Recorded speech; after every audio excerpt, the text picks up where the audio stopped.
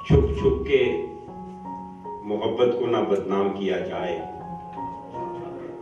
چھپ چھپ کے محبت کو نہ بدنام کیا جائے، جو کام کیا جائے سر عام کیا جائے، چھپ چھپ کے محبت کو نہ بدنام کیا جائے، جو کام کیا جائے سر عام کیا جائے، اور کیا فائدہ ہے ایسی جوانی کا۔ خواتین حضرات، امید کرتا ہوں آپ سب خیریت سے ہوں گے۔ حسب وعدہ آپ کی خدمت میں وہ سلسلہ جس کا آغاز میں بہت دنوں سے کرنا چاہتا تھا، اس کا آغاز کرتے ہیں آج، اور ہم شامل کریں گے آپ کو بہت سے لوگوں کی زندگی کے سفر میں، ان کی کہانیاں سنیں گے اور ان سے پوچھیں گے کہ وہ کیسے اپنے پروفیشن میں آئے اور اس پروفیشن کو لے کے آگے چلے۔ آج ہمارے ساتھ موجود ہوں گے ہمارے ایک صحافی دوست، قلم کار اور ایک بہت ہی حقیقت پسندانہ سوچ رکھنے والے شخص، جناب فیضان عارف، لندن برطانیہ سے۔ فیضان بھائی، بہت بہت شکریہ، آپ نے ہمیں وقت دیا۔ کیسے ہیں آپ؟ انوار راجہ صاحب، آپ کا شکریہ کہ آپ نے اتنی زحمت اٹھائی اور مجھے وقت دیا کہ میں آپ سے بات چیت کر سکوں۔ فیضان بھائی، مجھے چونکہ یہ موقع ملا کہ آپ کے ساتھ کچھ عرصہ کام کر سکوں، آپ سے کچھ سیکھ سکوں، اللہ تعالیٰ نے آپ کو الفاظ کے جادو بکھیرنے کا جو انداز عطا کیا ہے، اس سے سیکھنے کا مجھے موقع ملا۔ ذرا اپنی زندگی کے بارے میں کچھ بتائیے۔ سب سے پہلے تو یہ بتائیے کہ یہ جو قلم مزدوری ہے، اس میں کیسے آئے آپ؟ اصل میں جس طرح سے پاکستان میں ہوتا ہے عام طور پہ، جب بچے ذرا ہوش سنبھالتے ہیں اور میٹرک اور ایف ایس سی کی عمر میں ہوتے ہیں، تو والدین کی کوشش ہوتی ہے ان کو کسی اچھے پروفیشن کی طرف لے جایا جائے، ڈاکٹر بنایا جائے، انجینئر بنایا جائے۔ تو میں بنیادی طور پہ سائنس کا تعلیم تھا، میں نے میٹرک میں اسکالرشپ لیا، میرے بہت اچھے نمبر آئے، پھر میں ایف ایس سی میں چلا گیا، زولوجی یعنی کیمسٹری، فزکس اور جو بایولوجی میرے مضامین تھے، جسے ہم پری میڈیکل کہتے ہیں۔ تو میں نے ایف ایس سی میں میرے تھوڑے سے نمبر کم ہو گئے، جس کی وجہ سے میں داخلہ نہیں لے سکا، حالانکہ میری فرسٹ کلاس تھی، لیکن اس زمانے میں جتنے نمبر چاہیے تھے، تو بہرحال پھر میں نے بی ایس سی میں داخلہ لیا، زولوجی، کیمسٹری اور باٹنی کے مضامین کے ساتھ۔ اور میں پہلے تو میں بہاولپور میں پڑھتا رہا، پھر اس کے بعد میں فیڈرل ایجوکیشن اسلام آباد چلا گیا، وہاں بھی کچھ مہینے پڑھتا رہا۔ پھر ایک عجیب و غریب کشمکش تھی، اور میں سوچتا تھا کہ یہ شعبہ زبردستی جو ہے نا میرے ساتھ لگا ہوا ہے، میں تو لٹریچر کا آدمی ہوں اور مجھے اس طرف آنا چاہیے۔ بہرحال جب میں بی ایس سی کا آخری سال تھا، تو میں نے اپنے بڑے بھائی سے مشورہ کیا، تو انہوں نے کہا جو تمہارا جی چاہتا ہے وہ کرو۔ تو پھر میں نے صحافت اور اردو ادب کے مضامین کے ساتھ بی اے کیا فرسٹ کلاس میں، اس کے بعد پھر میں نے ایم اے صحافت یا ایم اے بلاغیات، جسے اب آج کل لوگ M S C mass communication کہتے ہیں، میں نے بہاولپور یونیورسٹی سے پڑھا اور وہاں سے ایم اے کی ڈگری لی۔ میں اس دوران میں جو مقامی اخبارات تھے ان میں کام کرتا رہتا تھا، اپرینٹس کے طور پہ میں نے روزنامہ دستور سے کام شروع کیا بہاولپور میں، پھر روزنامہ کائنات میں سب ایڈیٹر کے طور پہ کام کرتا رہا۔ پھر جب میں ایم اے کر رہا تھا تو ساتھ میں اخبار میں ملازمت بھی کرتا تھا، اور یہاں یونیورسٹی میں بھی پڑھتا تھا۔ اور اکثر اساتذہ جو تھے ہمارے، جب مختلف مضامین ہمیں پڑھاتے تھے ایم اے صحافت کے، تو کہتے تھے اگر کوئی عملی بات پوچھنی ہے تو فیضان سے پوچھو، ایڈیٹنگ کیا ہے کس طرح۔ تو وہ اللہ کا شکر ہے کہ عملی تربیت جو میں نے زندگی میں حاصل کی وہ میری پڑھائی میں بڑی۔ اور پھر جب میں نے ایم اے جرنلزم کر لیا تو پھر مجھے رپورٹنگ کا موقع ملا، ایڈیٹنگ کا موقع ملا، اور اس طرح مختلف شعبوں میں نے کام کیا، اور اس سے میری بڑی تربیت ہوئی۔ اور پھر اچھی بات یہ کہ جو ہمیں سکھانے والے لوگ ملے، یعنی میرے جو ایڈیٹر تھے روزنامہ کائنات میں، عربی، فارسی، اردو کے بڑے جید عالم تھے، ولی اللہ عہد، اللہ انہیں غریق رحمت کرے۔ آمین۔ تو وہ کئی دفعہ کوئی ترجمہ کرتے تھے تو کہتے تھے یار دیکھ لینا اس میں کوئی غلطی تو نہیں ہے، حالانکہ وہ مجھے ترجمہ سکھانا چاہتے تھے کہ بھئی اس کو ترجمہ کرتے ہیں تو اس طرح سے کرتے ہیں۔ اقبال کا یا کسی بڑے شاعر کا کوئی شعر کوٹ کرتے اپنے اداریے میں یا شعرے میں، کہتے ذرا دیکھنا یار یہ لکھیں، تو اس طرح سے انہوں نے ہماری تربیت کی۔ اور اللہ کا شکر ہے وہ جو اور پھر جو صحافت ہے، صحافت میں جو زبان ہے اہم چیز ہے، چاہے وہ بولنے کی حد تک تلفظ کے معاملے میں ہو یا لکھنے کی حد تک املا کے معاملے میں، یہ دونوں چیزیں بڑی اہم ہیں۔ یہیں سے پتہ لگ جاتا ہے کہ کون شخص جو ہے وہ اس کی قابلیت جو ہے وہ کس درجے پر ہے. تو بہرحال شعر لکھنے کا آغاز تو میں نے 9ویں جماعت سے شروع کر دیا تھا، اور یہ چلتا رہا. میں یونیورسٹی کے آخری سال میں تھا جب میری پہلی شاعری کی پہلی کتاب چھپی، اور پھر میں برطانیہ آ گیا. جنگ لندن میں ایک مدت کام کیا، تقریباً 8-9 برس. پھر پاکستان پوسٹ اخبار کا میں ایڈیٹر ہو گیا، اور اس کے بعد میں نے وینس ٹیلی ویژن کی ٹیم میں شمولیت اختیار کر لی، اور میں آپ کے ساتھ کام کرتا رہا. آپ ہمارے کولیگ رہے یا میں آپ کا ساتھی رہا. بڑا اچھا وقت گزرا، اور اب بھی گائے بگائے میں ٹی وی کا پروگرام کرتا رہتا ہوں، اور آج کل کالم نویسی بھی چل رہی ہے اور اپنا کاروبار بھی چل رہا ہے. تو یہ ہے، اللہ کا شکر ہے کہ میں اب سوچتا ہوں کہ میں جس شعبے کا آدمی تھا میں اس طرف ہی آ گیا. صحیح. اچھا، تھوڑا سا پیچھے چلتے ہیں اس سے بھی. جو ذاتی زندگی ہے اس کی طرف ذرا دیکھتے ہیں تو پیدائش کہاں ہوئی آپ کی، اور جو بچپن کا آپ کا ماحول تھا وہ کس قسم کا تھا؟ بچپن کا ماحول ہمارے گھر میں جو ہے لکھنے پڑھنے کا ماحول بہت زیادہ نہیں تھا. میرے بڑے بھائی، اچھا میری والدہ کی پوری ہم 7 بھائی تھے، ان کی کوشش تھی کہ سارے بھائی پڑھ لکھ جائیں. مجھ سے جو بڑے تھے انہوں نے ایم اے کیا، پھر وہ استاد لگ گئے، اور اس کے بعد میری باری تھی. ہم پڑھنے لکھنے کی طرف، بھائی بھی شعر لکھتے تھے، بلکہ یوں کہنا چاہیے کہ وہ جو شعر لکھتے تھے ان کی وجہ سے مجھے تحریک ملی. اور جب میری پہلی نظم جو ہے وہ نونہال رسالہ تھا حکیم سعید صاحب اور مسعود برکاتی صاحب کو، اس میں وہ جب نظم چھپی اور مجھے 40 روپے ملے تو میں بڑا خوش ہوا، اور میرے بھائی کو بھی خوشی ہوئی ظاہر ہے. اور تو گھر میں اگر شعر و شاعری کا کہیں اس طرح کا ماحول نہیں تھا. میرے دادا، میرے والد، میرے چچا، وہ سارے جو گاڑیوں کے اسپیئر پارٹس کا کام اس میں تھے یا ٹرانسپورٹ کے کام میں تھے. تو گھر میں وہ ادبی ماحول اس طرح کا نہیں تھا جس طرح سے لوگ کہتے ہیں ہمارے گھر میں سارے ادبی رسالے آتے تھے، مشاعرے ہوتے تھے گھر میں. ابھی تک اس طرح کا ماحول نہیں تھا. کہتے ہیں کہ وہ یہ مرض جو ہے کسی کو لاحق ہوتا ہے جسے ہم شاعری کا مرض کہتے ہیں. صحیح صحیح. تو یہ فرمائیے کہ پھر آپ کی عملی زندگی کا آغاز ہوتا ہے اور آپ نے صحافت میں قدم رکھا، تو کیا صحافت جس دور میں آپ صحافت میں آئے، اس دور کو اگر آج کے دور کے ساتھ آپ کمپیئر کریں تو کیا فرق دیکھتے ہیں کہ کیا اس وقت آسان تھا صحافت میں آنا یا آج کے دور میں صحافت میں آنا آسان ہے؟ انوار، جیسا بڑی اہم بات ہے یہ اور اچھا سوال ہے. اب اگر ہم تفریق کی بات کریں، پہلے جو ہے صحافت کا تعلق براہ راست تربیت سے تھا.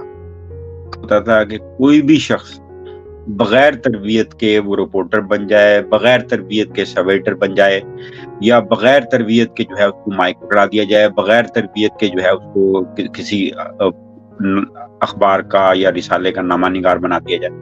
مجھے یاد ہے کہ جب میں کالج میں تھا تو ریڈیو پر میں نے پروگرام کرنا شروع کیے. طالب علموں کے پروگرام ہوتے تھے تو اس میں شریک ہوتا تھا. پھر یہ بھی موقع آیا کہ مجھے انہوں نے کہا کہ آپ اس پروگرام کی میزبانی کیا کریں. تو ڈیوٹی روم میں جو بیٹھے ہوئے ڈیوٹی افسر ہوتے تھے، میں نے ہم بول دیں ایک لفظ ریڈیو کا جو ہے وہ سنا جاتا تھا. اس کی یعنی اگر کسی نے صفت بول دیا تو فوری طور پہ پروگرام جیسے ہی ختم ہو اس کو بلا کے پوچھتے تھے. لغت وہاں رکھی ہوتی تھی کہ فے پہ زبر ہے، آپ نے صفت کیوں بولا؟ یہ لفظ صفت ہے. اچھا، آپ نے یہ لفظ غلط کیوں بولا؟ یہ تو غلط ہے، لام پہ زبر ہے. یعنی ایک لفظ بتایا جاتا تھا بولنے والے کو. اسی طرح سے جب ہم اخبار میں نے کام شروع کیا تو آپ سن کے حیران ہوں گے، جب اخبار میں آپ اپرینٹس بھرتی ہوتے ہیں سب سے پہلے آپ کو پروف ریڈر بنایا جاتا ہے کہ آپ پروف ریڈنگ کیجئے تاکہ آپ کو پتہ چلے کہ غلط اور صحیح میں تمیز کرنے کا آپ کو اندازہ ہو. تو یہ تربیت جو ہے نا وہ ہمارے صحافتی معاملات سے بالکل نکل گئی ہے. ٹیلی ویژن چینل ہوں، اخبارات ہوں، رسائل ہوں، لوگ آ جاتے ہیں بعض کو ایم اے بھی کر کے آ جاتے ہیں تو نہ انہیں ترجمہ آتا، نہ انہیں ایڈیٹنگ کرنی آتی، نہ انہیں سرخی نکالنی آتی. وہ بالکل یعنی بس وہ ان میں سے 100 لوگ ہیں، 100 میں سے 2-4 ہی ایسے ہوں گے جن کو شوق ہوگا اور وہ سیکھتے ہیں. ورنہ ادروائز جس طرح سے پاکستان میں باقی مضامین یا شعبوں کی ڈگریاں اسی طرح سے صحافت کی. جس دور میں ہم نے اکٹھے کام کیا، بنیادی تربیت. جی جس دور میں ہم نے اکٹھے کام کیا ان دنوں میں دیکھتا تھا کہ جن لوگوں کے ساتھ ہمارا اٹھنا بیٹھنا تھا یا جن کے ساتھ ہماری سماجی انٹریکشنز ہوتی تھیں، وہ لوگ امید کرتے تھے کہ ایک صحافی، ایک قلمکار، ایک مضمون نویس جب ان کی محفل میں بیٹھے گا تو کوئی دانش کی بات کرے گا. لیکن اب ماحول جس طرح وقت کے ساتھ موسیقی بدل گئی ہے، کچھ بھی گایا جائے تو وہ موسیقی جی ہوتی ہے، ایسے ہی کچھ بھی لکھا جائے تو وہ صحافت ہوتی ہے.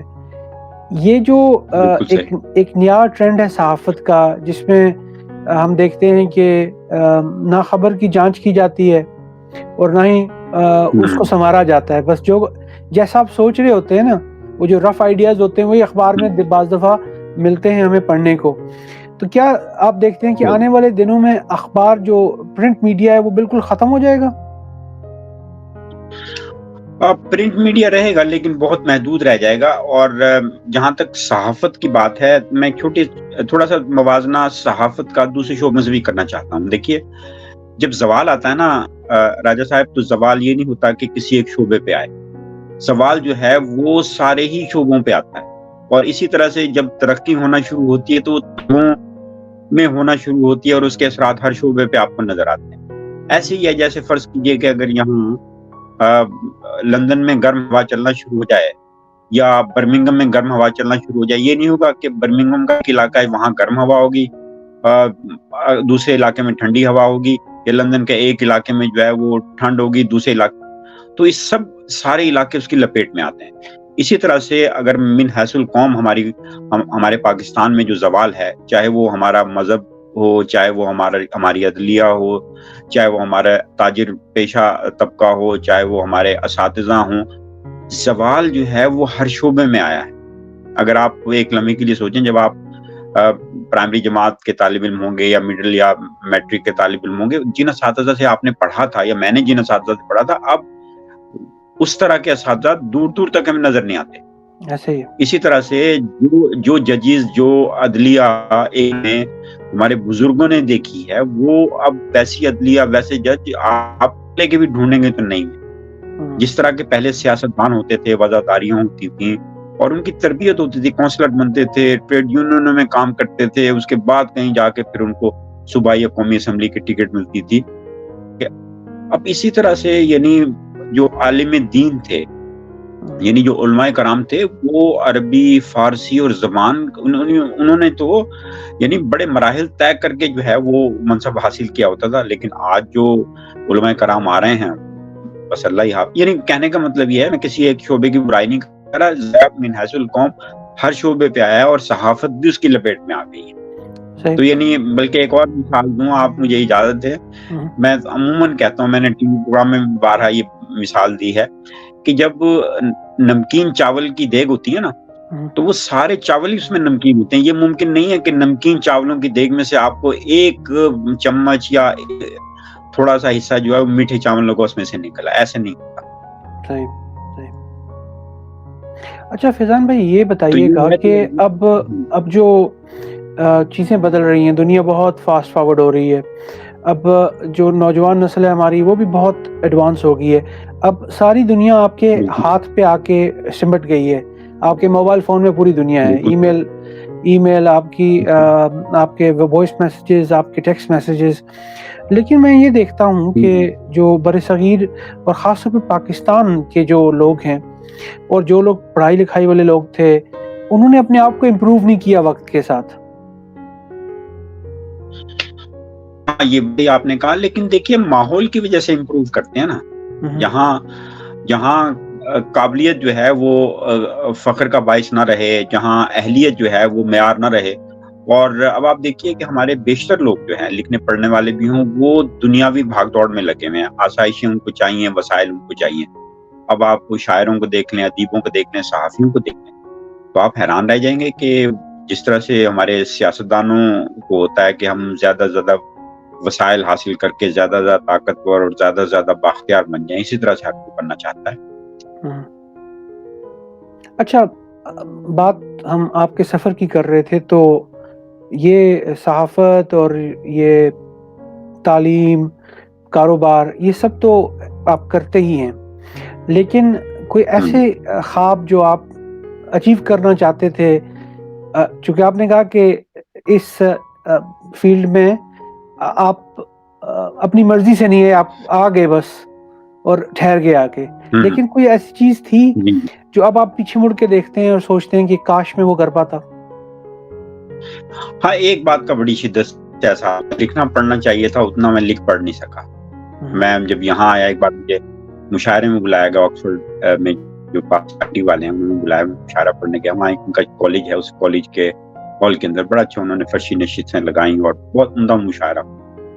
وہاں سے جب میں واپس آیا تب مجھے خیال آیا کاش میرے پاس وقت ہوتا، یا کاش میں زندگی کے اس مرحلے پہ ہوتا تو آکسفورڈ یا کیمبرج جیسے بڑے اداروں میں تعلیم حاصل کرتا۔ اور بس یہ ہے کہ زندگی نے جتنی فرصتیں دیں اس حساب سے ہی اچھا علم کے حصول کی جو تشنگی ہے بڑی شدت سے اس کا احساس ہوتا ہے کہ بہت لکھ پڑھ نہیں پائے، اور لکھ پڑھنے کے بعد بہت ایسا تخلیقی کام نہیں کر پائے جو کرنا چاہیے۔ میں یقین مان لیں جب ایسے لوگوں کو دیکھتا ہوں نا جنہوں نے ناول لکھی، مارکت الآراء کتابیں لکھی، تو میں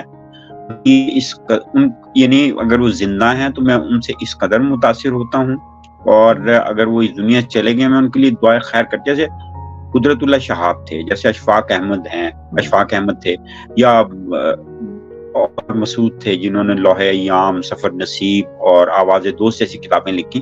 تو میں ان کو دیکھ کے بڑا متاثر ہوتا تھا، اور میں کہتا تھا انہوں نے زندگی میں یعنی اتنا سارا اب جیسے امجد اسلام امجد ہیں، ان کے ڈراموں کو اگر کتابی شکل میں آپ دیکھ لیں تو وہ تو اتنے سارے انہوں نے ڈرامے لکھ دیے، عہد حاضر کی میں بات کر رہا ہوں، اور اسی طرح سے بہت سارے لوگوں نے اتنی اچھی اچھی چیزیں لکھ دیں۔